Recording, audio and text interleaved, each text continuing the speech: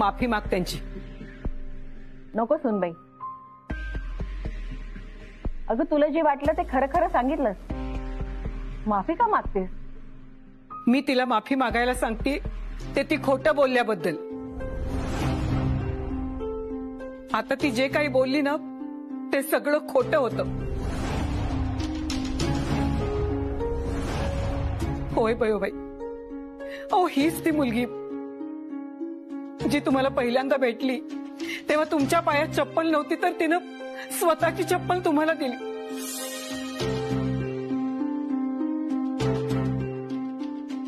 आजी झाला ना. सगळं घर तिच्या विरोधात असताना तुम्ही तिच्यावर विश्वास दाखवलात. तिच्या पाठीशी ठामपणे उभ्या राहिलात. मी तुझ्या पाठीशी. तात्या, अहो हीच ती मुलगी जिला तुम्ही दसऱ्याला मानाचं पान दिलं. आपल्या घरातला आनंद हीच टिकवून ठेवू शकेल असा विश्वास दाखवला होता. हे मानाचं पान तुला.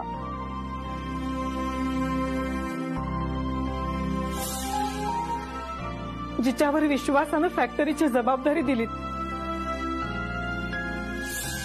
ज्या जमिनीवर आपल्याला फॅक्टरी उभी करायची आहे ही जमीन आज बयो आणि माझ्या नावाने आहे.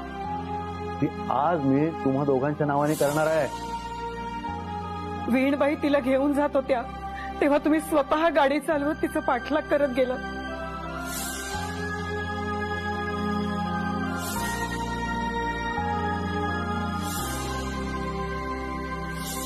बयोबाई, अहो आमच्या सगळ्या सुनांमध्ये ती तुमची लाडकी. तात्या, अहो तुम्ही जिच्यावर सगळ्यात जास्त विश्वास ठेवला, जिनं कायम तुमचा आदर केला, तुमचा शब्द खाली पडू दिला नाही, ती मुलगी असं सगळं मनापासून बोलेल असं वाटलंच कसं हो तुम्हाला?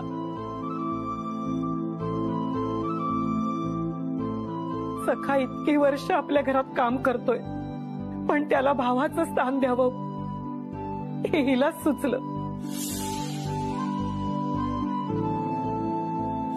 आणि ती अशी कशी वागेल? हो खरंय.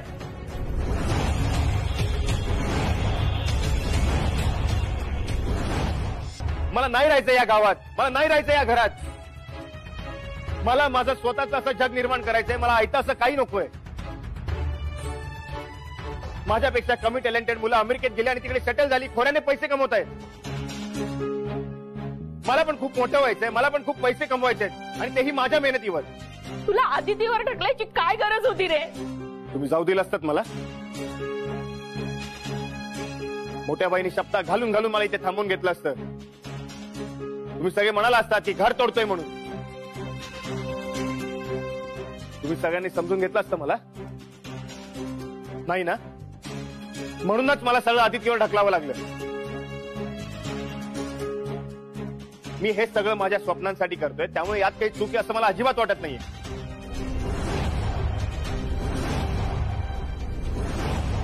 मी शपथ पाळलीये सुनबाई, मी स्वतःहून काही बोलले नाही.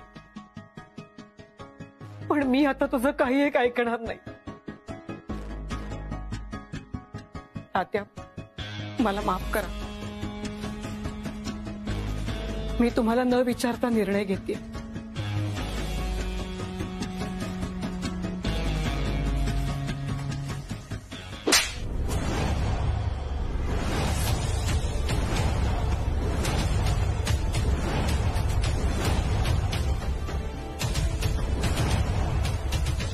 तुझी चूक स्वप्न बघण्याची नाहीये, खोटं बोलण्याची, सगळ्यांच्या भावनांशी खेळण्याची आहे. बायको म्हणून आणि या घरची सून म्हणून आदितीचा अनादर करण्याची आहे. आई म्हणून माझ्या संस्कारांना खोटं पाडलंयस तू. या घरातल्या प्रत्येकाला दुखावलंयस तू, त्यांना फसवलंयस.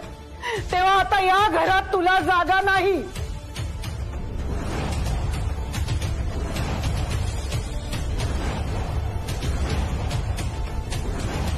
या घरातून आदिती जाणार नाही तर तू निघून जायचंयस.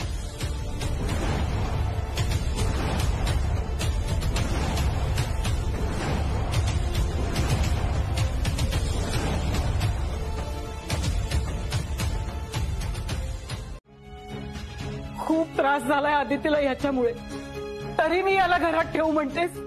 मोठ्या बाई, गावात कळलं तर लोक काय म्हणतील? हा इथेच थांबून गावकऱ्यांसाठी काम करणार आहे हे अख्ख्या गावाला माहिती होतं. गावकऱ्यांच्या खूप अपेक्षा आहेत त्याच्याकडून. यानं तशी आश्वासनं पण दिली होती गावकऱ्यांना.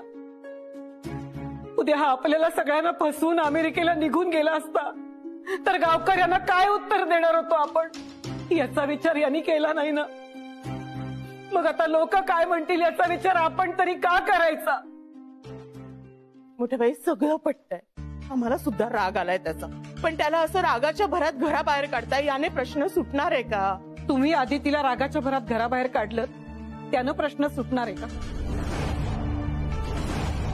हे बघा, मी आई आहे त्याची, कोणीही मध्ये पडायचं नाही. माझा निर्णय झालाय.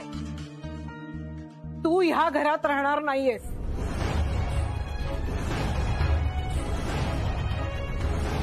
मी परत एकदा विचारते, तू स्वतःहून तुझी बॅग घेऊन येतोयस का मी आणू? मला नाही वाटत मी काही चुकीचं वागतोय. मी जे काय करतोय ते माझ्या स्वप्नांसाठी करतोय आणि त्यावर मी ठाम आहे. त्यामुळे मी हे घर सोडून जाणार नाही. म्हणजे तू तुझी बॅग घेऊन येणार नाहीस? ठीक आहे.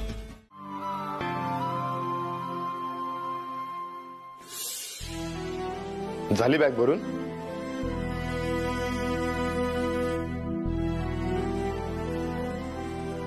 बघ एकदा, सगळं भरलंय ना तुझं? आता तू बॅग भरलेस म्हटल्यानंतर बघायची काय गरज आहे? बॅग उचलायची आणि निघायचं. मोठी बाई, मी शिकायला चाललोय मुंबईला, कायमचं घर सोडून जात नाहीये मी. असं नको ना बोलूस, नाही तर मी तुला जाऊच द्यायची नाही. मोठी बाई, मी असं जाईन का? आणि मला सांग, मुंबई काय लांब आहे का? अगं 3 तासात पोहोचतो आपण. मी येत जात राहीन ना. मोठी बाई, मी सुद्धा तुझ्याशिवाय राहू शकत नाही. पण तू इथे नसणारच ना रे. सकाळी उठल्यापासून रात्री झोपेपर्यंत माझं आयुष्य मी तुझ्या भोवती बांधून घेतलंय रे. अचानक तू नसणारेस. एकटं राहायची सवय नाहीये रे तुला. तिथे तू कसा राहणार आहेस? बाळा, अरे तुझ्या डोळ्यात बघून मला कळतं तुला काय हवंय ते. तिथं कोण बघणार आहे सगळं? कोण तुझी काळजी घेणार रे तिकडे? आपलं इतकं भरलेलं घर असताना तू एकटा तिकडे मुंबईत जातोयस. या काळजीनं माझी झोप उडाली आहे रे बाळा. मोठी बाई, अगं हे बघ, मी तुला सांगते, दिवसातून 2दा फोन आला पाहिजे तुझा. तू तिकडे कसा आहेस, किती वाजता झोपतोयस, काय खाल्लंयस, तुझी तब्येत बरी आहे ना, हे सगळं मला कळायला हवं काय? आणि हे बघ, महिन्यातून एकदा तरी नाही, 2दा तू गावाला यायला पाहिजेस काय? लाज नाही वाटत तुला? पेपर लिहित असताना कॉपी केलीस तू? हे बघ, तुला एक वेळ कमी मार्क मिळाले तरी चालतील मला, पण कॉपी करणं चुकीचं आहे. मुळात तू हुशार आहेस, चांगले मार्क मिळवतोस, मग कॉपी करण्याची गरजच काय तुला? मोठ्या बाई, मला पैकीचे पैकी मार्क पाहिजे होते. मला सगळं येत होतं, फक्त एका मार्काचा प्रश्न नव्हता, तोच फक्त बघितला. अरे पण कॉपी करून मिळालेला मार्क तुझा होता का? नाही ना. मग कॉपी न करता तुला जे मार्क मिळाले असते ना, ते तुझे असते बाळा. मला चांगले मार्क मिळवून खूप मोठं व्हायचंय, एकदम मोठा माणूस, जगातला सगळ्यात सक्सेसफुल आणि श्रीमंत माणूस. आणि मी मार्क कॉपी करून मिळवलं काय, आणि माझं असलं काय, कोणाला काय कळणार आहे? पुन्हा असं बोललास ना तर एक मारीन बघ. हे बघ बाळा, कुणाला काहीही कळलं नाही ना तरी आपल्याला माहित असतं आपण खोटेपणा करतोय, समोरच्याला फसवतोय. हे बघ बाळा, एक गोष्ट लक्षात ठेव, सगळ्यात आधी आपण स्वतःशी प्रामाणिक राहायला हवं, मग आपण सगळ्यांशी प्रामाणिकपणे वागतोच बाळा. पण तुला असं नुसतं समजावून नाही चालणार. आता फार बोलायला लागलायस तू, चुकीचं वागलायस, कॉपी करतोस आणि वर चूकही कबूल करत नाहीयेस. राहा आता इथेच. आज तुला जेवायला सुद्धा मिळणार नाही. अजिबात यायचं नाही मागे. मोठे मोठे दरवाजा उघड ना, मोठे दार उघड ना. मी प्रॉमिस असं नाही करणार. मोठ्या बाई, दार उघड ना. मी प्रॉमिस. असं नाही करणार. सॉरी मोठ्या बाई, मी कोणालाच नाही फसवणार. दारू बंद ना मोठ्या बाई, दारू बंद ना मोठ्या बाई.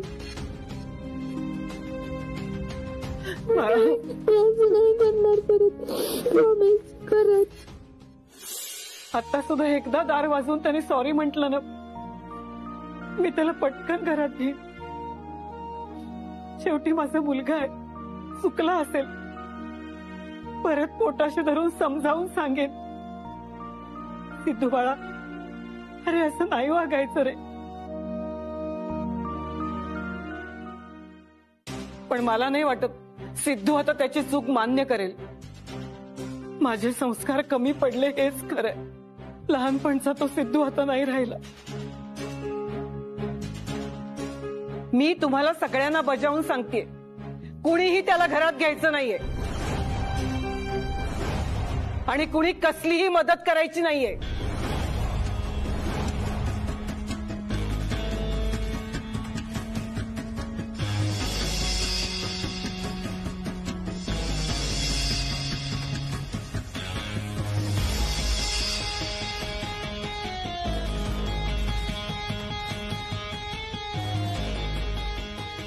आमच्या घरात काही कधी भांडणं होऊ शकत नाहीत. होऊ शकतात ना, तेच तर विचारते. काय झालं भांडण? आमच्या घरातला वाद आहे, आम्ही तुम्हाला कशाला सांगू? घरातला वाद आहे ना, मुलाला बाहेर काढल्यानंतर चर्चा तर होणारच ना. हो ना, आत्ता कळलं नाही काय झालं तर बाहेर काय सांगणार आम्ही लोकांना? तुम्ही कशाला सांगताय? जे काही सांगायचंय ना ते आमचं आम्ही सांगू. हा, पण आता आम्ही विचारतोय ना, तर आता आम्हाला तरी सांगा. अहो, 4 दिवसापूर्वीच गावातून मिरवणूक काढली त्या मुलाची, ज्याचा सरपंचांनी सत्कार केला. देशमुखांच्या फॅक्टरीचा मालक आहे तो, आणि तुम्ही त्याला खुशाल घराबाहेर उभं केलं. बिचारा केसांपासून पायाच्या नखांपर्यंत भिजला होता पावसात. थंडीने खूप फुटतोय तो. तब्येत वगैरे बिघडली तर काहीच कसं वाटत नाही तुम्हाला? ओ अहो, तुम्ही असे आरोप काय करताय आमच्यावर एकदम, की सगळी चूक आमचीच आहे म्हणून? बरं, नाही करत आरोप, पण असं त्यांनी नेमकं काय केलं ते तर सांगा. एवढंच तर विचारत होतो आम्ही, तर ताई लगेच ओरडल्या आमच्यावर. त्यांना नका विचारू, मला विचारा. मी घराबाहेर काढले त्याला. मोठ्या बाई, तुम्ही नेहमी सिद्धूची इतकी काळजी घेतात आणि आता आईनेच मुलाला असं. हो, आईनीच मुलाला घराबाहेर काढले. का, कशासाठी? तुम्हाला फक्त बातमीच हवी असेल ना काहीतरी, तर मग ऐका. तुमचा लाडका सिद्धार्थ देशमुख चुकलाय म्हणून त्याला घराबाहेर काढले. पण याहून जास्त काही विचारू नका, मी सांगू शकणार नाही. हे बघा, ही आमच्या घरातली गोष्ट आहे, आम्ही आमचं बघून घेऊ. नानी, मी नाही काही सांगितलं मोठ्या बाई, उलट त्याच मला विचारत होत्या. मी तुला तसं काही म्हणाले का? कारण मला माहितीये या सगळं हे का विचारतायत आणि यांना कुणी असं विचारायला पाठवलंय.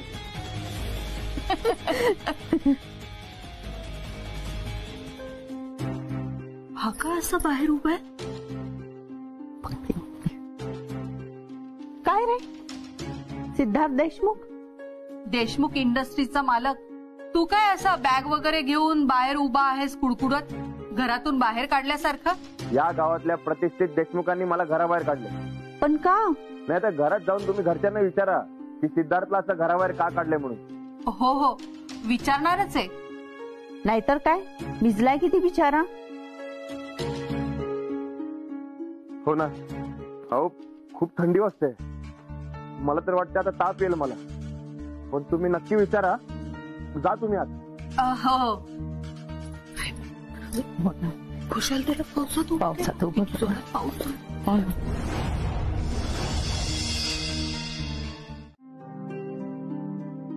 हे सगळं काय चाललंय मिलिंद? तू काय ठरवलं होतंस आणि हे काय घडलंय? आपण मुंबईला गेलो तेव्हाच माझा प्लॅन संपला होता. नंतर ह्या मूर्खाने स्वतःच डोकं चालवलं आणि आता हा मूर्खपणा केला. इथे तो आपल्या मुलीला त्रास देत होता हे आपल्याला माहित सुद्धा नाही. पण तूच म्हणाला होतास ना की अदिती US ला जायला तयार झालीये म्हणून. हो, ह्याने मला सांगितलं होतं आदिती स्वतःहून अमेरिकेला जायला तयार आहे. पण इथे तिच्यावर प्रेशर आणून तिला तयार केलं आणि हे सगळं करायला सांगितलंय. ह्याच्यात आहे ना घरच्यांना अमेरिकेचं सांगायची हिंमत नाहीये, म्हणून घरच्यांच्या नजरेतून तिने आपल्या मुलीला पाडलं.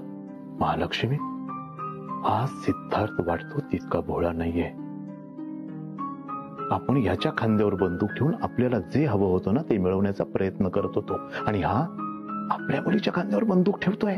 म्हणजे उद्या तुझा प्लॅन सक्सेसफुल झाला असता तरी याने खापर आधी तिच्याच माथ्यावर फोडलं असतं. हो, आणि हा सगळ्यांच्या नजरेत चांगला झाला असता. इथे आधी ती सहन करत राहिली असती, सगळं कुणाला काही बोलली नसती तर आपल्याला काही कळलं सुद्धा नसतं. महालक्ष्मी, तुझ्यापेक्षा जास्त नाटकी आणि कारस्थानी निघाला. Actually Milind what? आता हा इथे ह्या घराच्या बाहेर उभा आहे, हे सुद्धा नाटक आहे की हा खरं त्याच्या स्वप्नांना घेऊन ठामपणे उभा आहे हेच कळत नाहीये. हे बघ, बाकी काही असू दे, पण ह्यानी आपल्या मुलीला प्रचंड त्रास दिलाय, त्यामुळे याला आता कुठलीही मदत करायची नाहीयेस.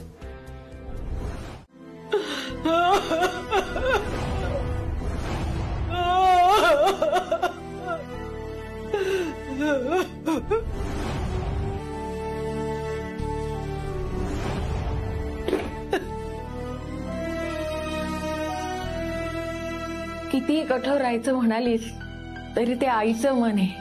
किती प्रयत्न केला तरी मुलांसाठी मन झुरणारच. हे बघ, मुलं चुका करतात, त्याच्या चुका पोटात घाल असं म्हणत नाहीये मी. अशी शिक्षा देऊन घराबाहेर काढून मार्ग निघणार नाही, आणि या सर्वांचाच तुम्हा दोघांनाही त्रास होईल. मग मी काय करू बाई? मुळात तो चुकलाय हेच कबूल करत नाहीये. एवढं सगळं करून त्याला काहीच कसं वाटत नाहीये. मोठे बाई, सेठने माफी मागितली तर माफ कराल त्याला? तुला वाटतं तो माफी मागेल असं? मागेल. मी बोलते त्याच्याशी. मोठ्या बाई, सीट दाखवत नसला तरी सुद्धा त्याला पण त्रास होत असणार. मी समजावते त्याला म्हणते माफी माग सगळ्यांची, आपण बोलून मार्ग काढू काहीतरी. मोठे बाई, सीड आहे ना सध्या थोडा भरकटलाय. त्याला तुमची, या गावाची, या घराची खूप ओढ आहे, माहितीये मला. तो तुमच्या आठवणीत इमोशनल झालेलं बघितलंय मी त्याला समजेल त्याची चूक. एक चान्स देऊया त्याला प्लीज. थँक्यू मोठ्या बाई.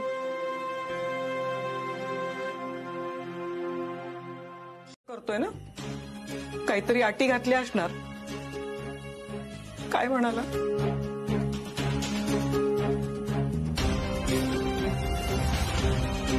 अदिती, काय म्हणाला सिद्धू? मिलिंद, हे लोक आता सिद्धार्थला घरात घेतात की काय? तू जरा गप्प बसतेस का? जे काही घडतंय ना ते गुपचूपपणे बघत राहा, अजिबात मध्ये बोलू नकोस. काय झालं सुनबाई? तो घरात यायला तयार नाहीये.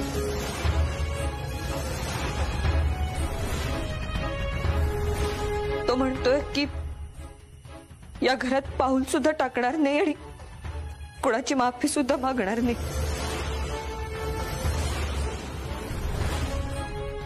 आदिती, मी म्हणाले होते ना, तो नाही ऐकणार, नाही माफी मागणार. तो खूप बदललाय ग तो.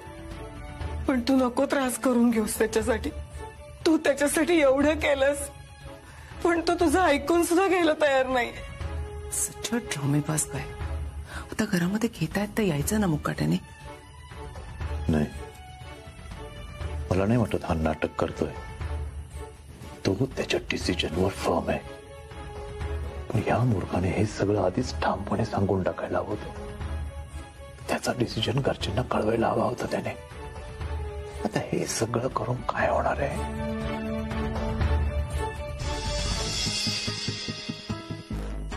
सिद्धू, अरे काय चाललंय तुझं?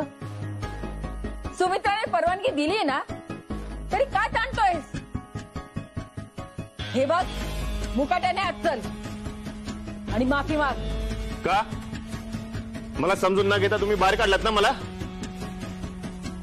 अदुष्ट आहे, स्वार्थी आहे, संस्कार धुळीला मिळवणारा समजून मोकळे झालात. अरे एवढा राग आहे माझ्याबद्दल तर मग काय येऊ मी या घरात? मोठी बाई मग राहतोस कशाला इथे? हं? कशासाठी अंगणात उभं राहून काय सिद्ध करायचंय तुला? जा जा इथून. तुला अमेरिकेला जायचंय ना, मग जा जा, चालतं हो इथून. जा तुम्ही सगळे आत. बळीवाची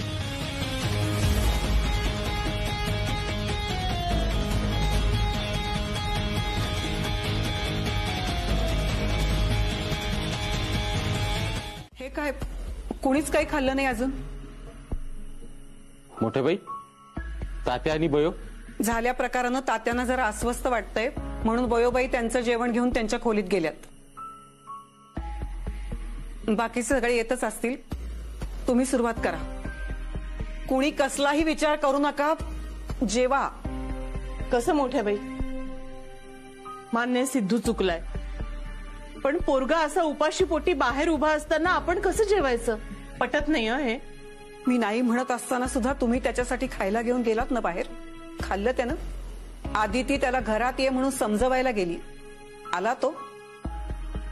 मुद्दाम करतोय तो हे सगळं. आपल्याला काळजीनं पोखरून काढायचंय त्याला. स्वतःकडे सहानुभूती घ्यायची. आपल्या प्रेमाचा फायदा घ्यायचाय त्याला. मुद्दाम मुद्दाम करतोय तो हे सगळं. म्हणून सांगते, कुणीही त्याच्याकडे लक्ष देऊ नका. जेवा. सुरुवात करा, जाईल जेवण. चला जेवा. आणि आदिती कुठे आहे? सॉरी मोठे बाई, पण नाही जाते मला. आदिती, तुला माहितीये सिद्धू जेवल्याशिवाय मी जेवत नाही.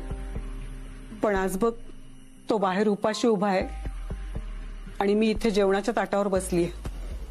पण जेवण गोड लागतंय का तुम्हाला? काळजी वाटतेय ना तुम्हाला त्याची? मुलगा आहे माझा, काळजी वाटणारच. पण मी माझं मन कठोर केलंय आता. तू सुद्धा खंबीर हो आता.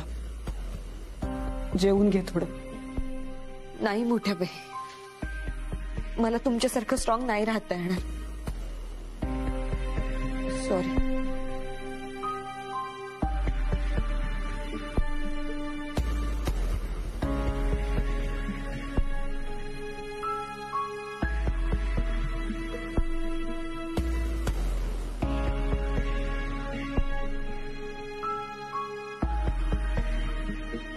मोठ्या बाई, बास झालं. मला पण नाही जाते. मी पण. अहो नाही थांबणार तो. कोणाचीच इच्छा नाहीये.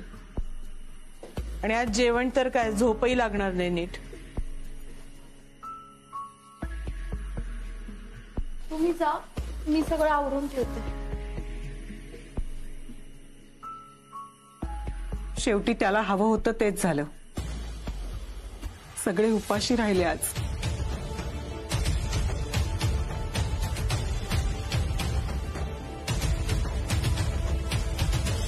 तुमचा लाडका सिद्धू आलाच घरात तर कळवा मला.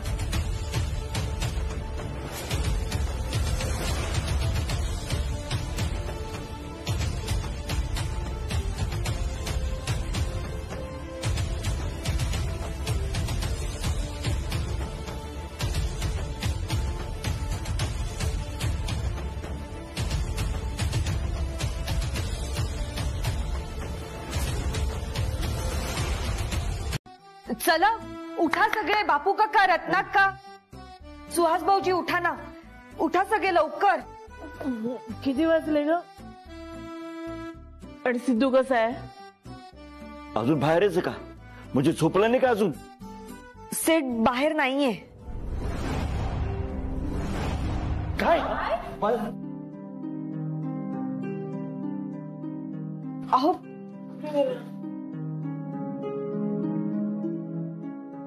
हा, सिद्धू इथे नाहीये. मग कुठे गेला? अरे बापरे, सिद्धू बाहेर नाहीये. कुठे गेला तो? बापू काका, सीट अंगणात नाहीये, पण त्याच्या चपला दारातच आहेत. म्हणजे नक्कीच तो आत आलाय. पण कधी? मला सुद्धा नाही माहित, मला उठल्यानंतर कळलं. हा बरोबर आहे, आपण सगळे झोपलो होतो ना, म्हणून सिद्धू दादांनी कोणाला उठवलं नसेल. हो, आय थिंक त्याला सगळ्यांना सरप्राईज द्यायचं असेल. मी ना त्याच्या आवडीचा चहा बनवते आणि त्याच्यासाठी वर घेऊन जाते आणि मग त्याला खालीच घेऊन येते. आणि आता सिद्धू घरात आलाय म्हणजे त्याने माफी मागायचं पण ठरवलं असणार. चला आपण मोठ्या बहिणींना उठवून येऊ. हा हो हो हो, त्यांना सुद्धा बरं वाटेल. पण रत्नाक्का, मोठ्या बाई माफ करतील ना त्याला? करतील ग, आम्ही बोलतो मोठ्या बाईंशी. चला आवरा सगळे, चला चला चला. तुम्ही फ्रेश व्हा, मी सगळ्यांसाठीच चहा बनवते. हो हो, चला चला चला चला, लवकर चला. काय? हो, तो सगळं घेऊन निघून गेलाय. त्याची बॅग नाहीये, कपडे नाहीये, म्हणजे तो अमेरिकेला गेला असणार. बघा, असं लगेच कसं जाईल? असं लगेच जाता येणार नाही, आणि त्याचा पासपोर्ट सुद्धा नाही आलेला. त्याने आधीच तयारी करून ठेवली असेल तर. अदिती शांत हो. अगं, तू असेल इथेच कुठेतरी. इतक्या लगेच फ्लाईट वगैरे बुक करून नाही झालं. हा, कदाचित मुंबईला गेला असेल. हा, हे असू शकतं. मी त्याच्या मुंबईच्या मित्रांना फोन करून विचारते.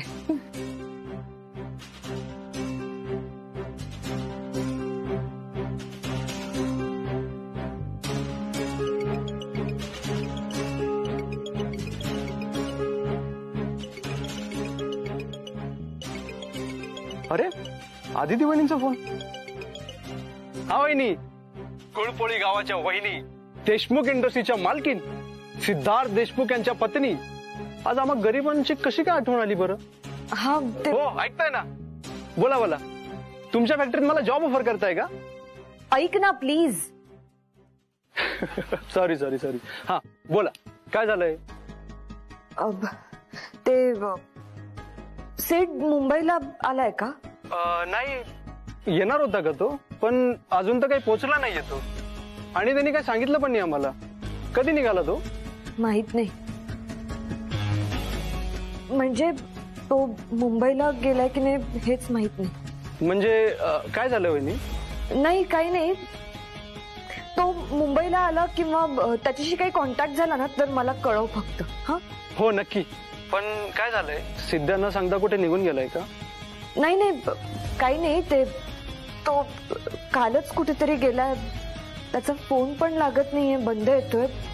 आम्हाला वाटलं की मुंबईला आला असेल, पण नाही, बाकी काही नाहीये. मी ठेवते फोन, नंतर करते. घाईते आता जरा, ठेवते. हॅलो वहिनी, वहिनी, हॅलो.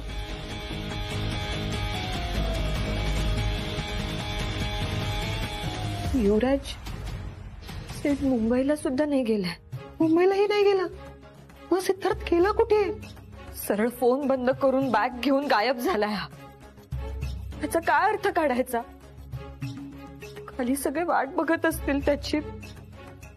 मी वेड्यासारखं सगळ्यांना सांगून ठेवलं की सेठ घरी आलाय. त्याला त्याची चूक कळली असेल, माफी मागणार असेल तो. पण हा घरातच नाहीये.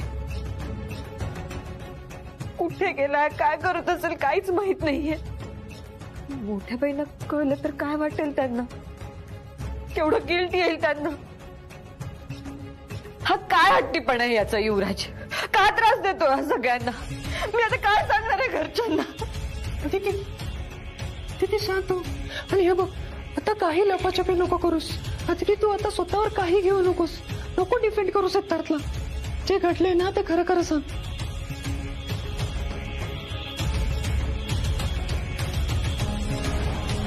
अदिती, अगं काय झालं? सिद्धू कुठे आहे? झोपलाय का तो? आजारी का तो? बघा, मी सांगत होतो ना, रात्रभर पावसात भिजत होता तो. 100% त्याला ताप भरला असणार. आदिती, सिद्धूला बरं नाहीये का? मग तो खाली का नाही आला? अजून अडूनच बसलाय का? मी माफी मागणार नाही वगैरे असंच बोलतोय का? आदिती, अगं काय म्हणाला तो? खाली का नाही आला? कुठं आहे तो?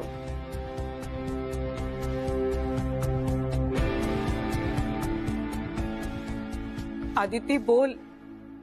अगं काय झालंय?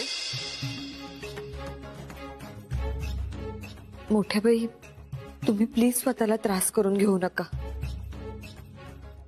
अजून काय त्रास व्हायचा राहिलाय? खूप त्रास दिलाय त्यानं. सांग आदिती, आता काय म्हणणं आहे त्याचं?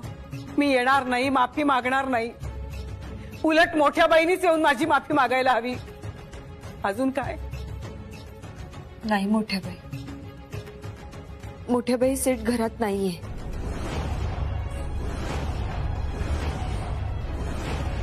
तो घर सोडून गेलाय.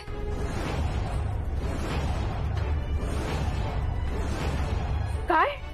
हो, तो त्याचं सगळं सामान घेऊन निघून गेलाय. मी त्याला फोन करतो. नाही बापू काका, मी फोन केला होता त्याला, पण त्याचा फोन बंद येतोय. मी त्याच्या मुंबईच्या मित्राला सुद्धा फोन केला होता, पण तो मुंबईला सुद्धा नाहीये. अगं पण मग कुठे गेलाय? काहीच कळत नाहीये. अमेरिका. सिद्धूला अमेरिकेला जायचं होतं, तिथे तर गेला नसेल ना तो? अहो नानी, असं लगेच ठरवून अमेरिकेला जाता येत नाही. आणि सिद्धार्थकडे पासपोर्टही नाहीये. तो इथेच असेल, गावातच. मग बॅग घेऊन कशाला जाईल? पण त्याचं सामान आणण्यासाठी त्याला घरात घेतलं कुणी? रत्नाक्का, सिद्धू भाऊच्या काळजीने आपण दरवाजा उघडाच ठेवला. हो, आपण सगळे झोपलो होतो तेव्हा सिद्धू दादा केव्हा आला असेल आणि परत गेलाही असेल, आपल्याला काहीच कल्पना नाही. असं कसं कोणाला कळलं नाही? काल म्हणत होते मी घरात एक पाऊल सुद्धा ठेवणार नाही, आणि रात्री घरात आले, अंगणातच उभं राहीन, अंगणातून हलणार नाही, आणि आता हे असं निघून गेले. मी कोणाचं काही ऐकून घेणार नाही आता. मी बोलत नाही याचा अर्थ तुम्ही या सगळ्या गोष्टी माझ्यापासून लपवून ठेवाल. आणि काय ग सुमित्रा, मी आई आणि मुलांच्या मध्ये पडलो नाही म्हणून एवढं पर्क केलं मला? सिद्धू रात्रभर बाहेर होता, आता घर सोडून गेलेला आहे. कुठे गेला कुणालाच माहित नाही. सगळेजण शोधतायत त्याला, आणि मला तुम्ही काही कळू दिलेलं नाहीये. अहो तात्या, तुम्हाला आणि बयोला त्रास होऊ नये, टेन्शन येऊ नये म्हणून नाही सांगितलं. अरे तुम्ही सांगितलं नाही याचा त्रास होतोय मला जास्त. असा कसा घर सोडून जाऊ शकतो हा? हिंमत कशी झाली त्याची? हो शांत व्हा. अहो गेलेत ना सगळे सिद्धूला शोधायला, येईल तो घरी. आता मी कोणाचाही ऐकणार नाहीये, मीच जातो शोधायला. अहो तात्या, सगळे गेले शोधायला पण कोणाच सापडलं नाही अजून. सगळं गाव शोधत असेल पण तो सापडतच नाहीये. शेवटी मी पोलिसांना फोन केला. पोलिसांना? मग आता बराच वेळ झाला ना. मग मी जातो पोलीस स्टेशनला आणि पोलिसांना घेऊन जातो त्याला शोधायला. नको तात्या, मी पोलिसांशी बोललोय, सिद्धूचा फोटो पण पाठवलाय, ते शोधतील आणि काही कळलं तर ते आपल्याला फोन करतील म्हणाले. तात्या प्लीज शांत व्हा. हे बघा, काळजी करू नका, माझ्यावर विश्वास ठेवा. सेठ स्वतःहून घरी येईल. त्याला काहीतरी सिद्ध करायचं म्हणून असं न सांगता गेलाय तो. येईल तो घरी नक्की. पण प्लीज शांत व्हा आता. स्वतःला त्रास नका करून घेऊ. ठीक आहे, नाही जात मी सिद्धूला शोधायला, थांबतो घरीच. पण सुमित्रा, काल तू निर्णय घेतलास, सिद्धूला शिक्षा केलीस, मी काय बोललो नाही. पण आता मी कोणाचाही ऐकणार नाही. येऊ दे त्याला, एक घाव दोन तुकडेच करतो. हा विषय संपवून टाकतो मी.